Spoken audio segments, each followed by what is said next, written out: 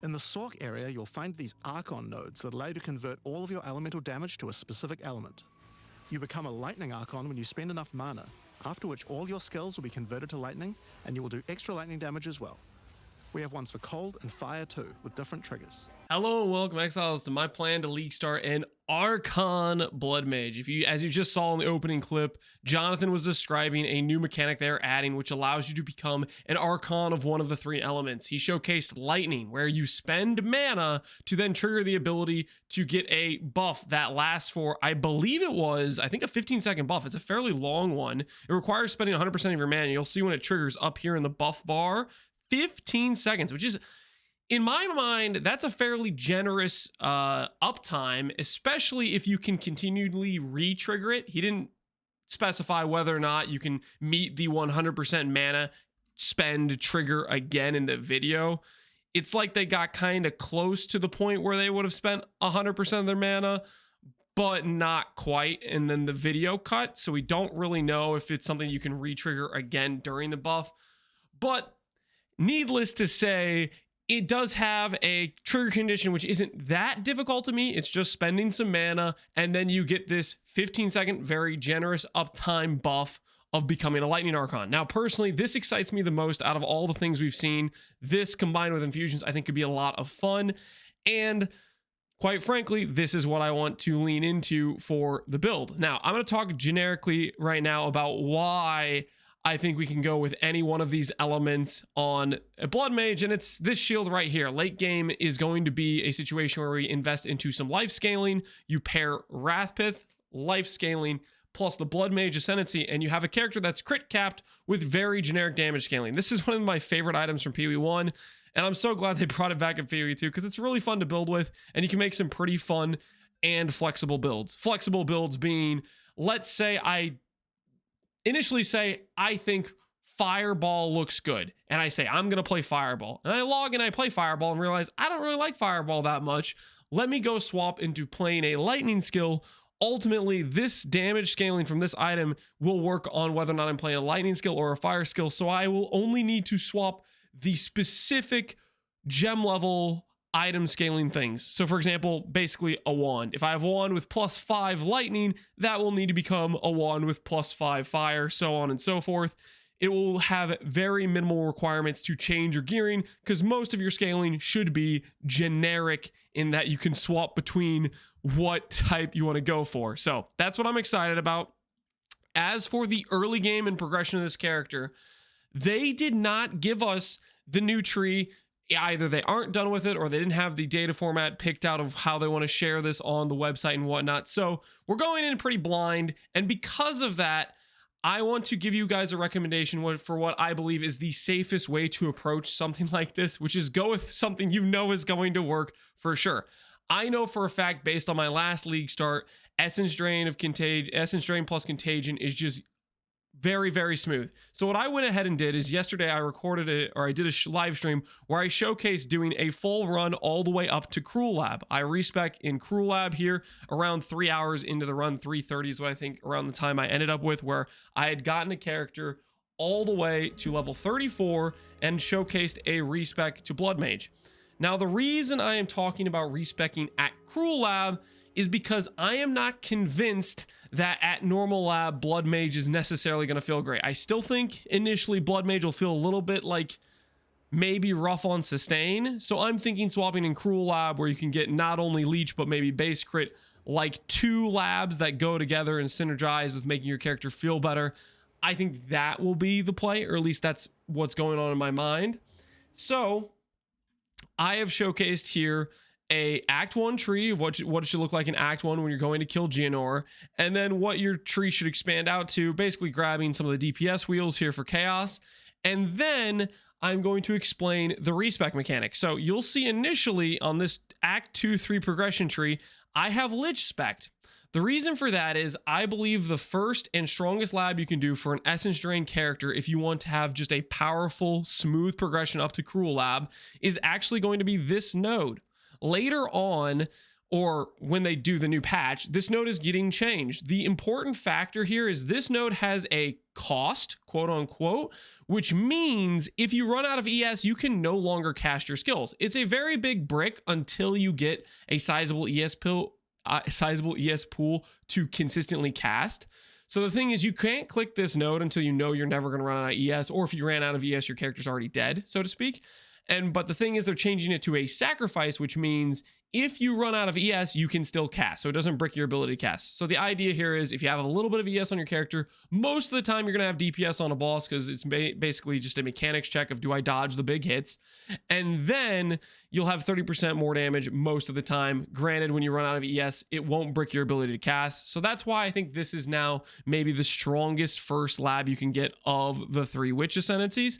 And you can respec this. At Around Cruel Lab, I showcased leveling as a Lich. I did the mana recovery node first is what I did because this isn't the new patch yet, and that node works as well if you want to go for a mind over matter defensive more tank setup, and it gives you quite a bit of sustain.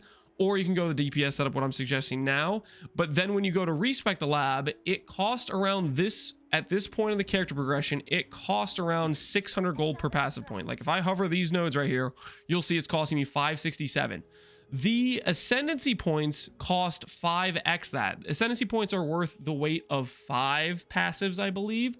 So when you respec 2 nodes at this level of progression, it's about going to be 3k, 3k, 6k total to respec your first lab ascendancy. Very doable. My character at this point had about 26,000 gold, so I respec out of the Lich, and then I have the ability to not only respec out of the Lich, but the plan is if I'm going to go to one of these Archon, Lightning, Fire, Cold Archons, I can then respec my entire tree pretty much because I have all this extra gold. Now, the downside of doing a strategy like this is you do not have the extra gold to spend on gambling. Like if you wanted, like, see, I still have a bunch of extra gold where I can change my tree quite a bit, but you get the idea. You can respec out of pretty much most of your specialized nodes and then spec into the element that you want to swap into. I'm, of course, going to be playing it a bit off vibes on what I'm hearing, what I see on the passive tree that supports various damage types, and we're going to kind of just wing it in terms of picking what skills we want to do. I, of course, will be updating this planner and making update videos on the character, so those of you that want to follow me, I will say, hey, this is what I tried, this is what worked, this is what didn't work, that sort of thing. But until we get that passive tree, until we get to actually play with this stuff, I don't really know what I want to play because there's too much missing information. That's what I'm getting at. But anyways, it's very flexible in the respec. The downside is you can't gamble your gear. So normally if you'd want to go to Act 1 and you want to gamble for some items, Act 2 you want to gamble for some items, the biggest downside of doing this sort of respec plan is do not gamble items. You pretty much have to rely on checking your vendor windows. Like, for example, Survey in this town will have, okay, I don't have my regex set up, but let's say they have plus level wands, like plus level chaos, plus level fire, that sort of thing. You're going to be checking your vendor windows for plus level items and checking the other vendor that has the armor pieces for like movement speed boots, for example. And then outside of that, you have to rely on picking up rare gear, IDing, and just putting on the best pieces you find throughout the run. For example, this is what my gear set looked like on my Act 3 run of just mostly gear pieces I found either on the ground or gear pieces I bought from the vendor. I bought the focus and the wand from the vendor, and then pretty much everything else I had found on the ground or ID'd and just chucked on the character as I was progressing. Of course, I'm missing like an augment here, but you get the idea. There's a few things like that you're going to be doing. Now, as for support for this character, if you just want to play it super safe, you can just look at my Lich guide from last league. I will be updating this once we get the new tree as well, which is much more fleshed out in terms of like gear setups, recommendations. It has an entire build guide for it, that sort of thing. If you just want to go something safe, this is something you can do. And I will be updating it after we get the passive tree. That is the plan.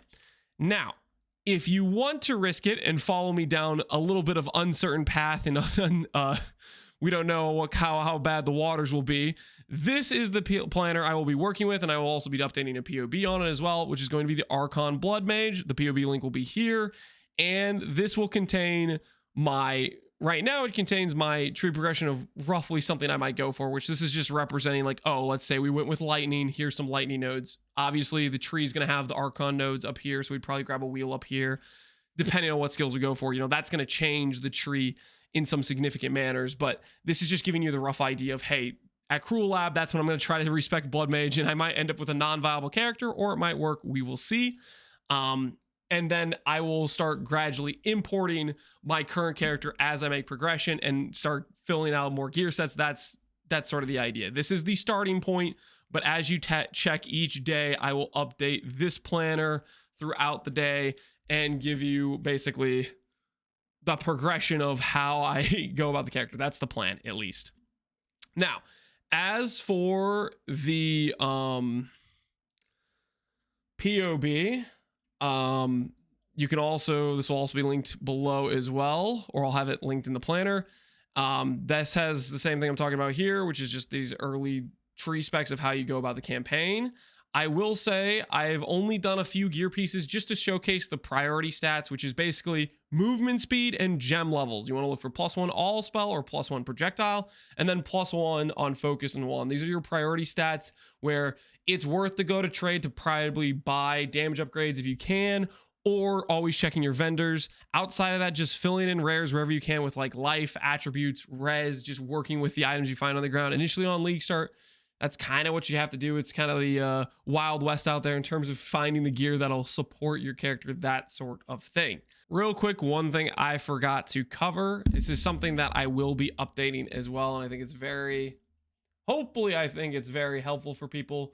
But that is something I like to do for all my builds, which is a trade search folder, basically giving you weighted sum searches and targeted searches for gear pieces for the build. This right now is just taken from my Lich from last league just to showcase it, but I will be updating this here, and then this will change in the description of the notes section here. But basically all you do is you highlight over that whole string of text, copy it, and then I like to use a program called Better Trading. And then simply with the Better Trading extension for PoE, you import the code. It should say Chaos Lich 13 bookmarks. You click save, and you'll see this is what we have already here. I'm, of course, going to get that out of here because I don't need the same thing twice. I will be updating this for Blood Mage. It's pretty simple. The way it works is certain items I have, which are just like unique searches. You click on them, it will search. It's just saving you time.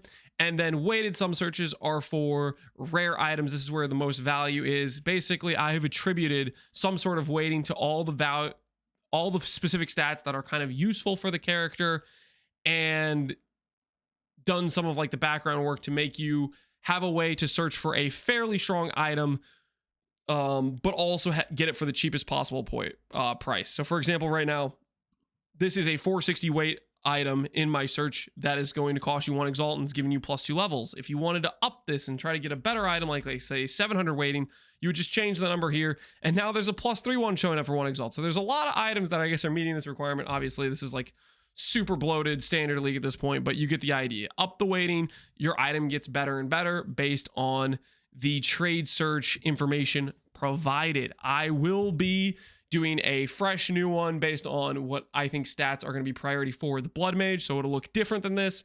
But for right now, that is a placeholder to kind of give you an idea of what's there. Obviously, they're adding the in-game trade search support, which will be really nice.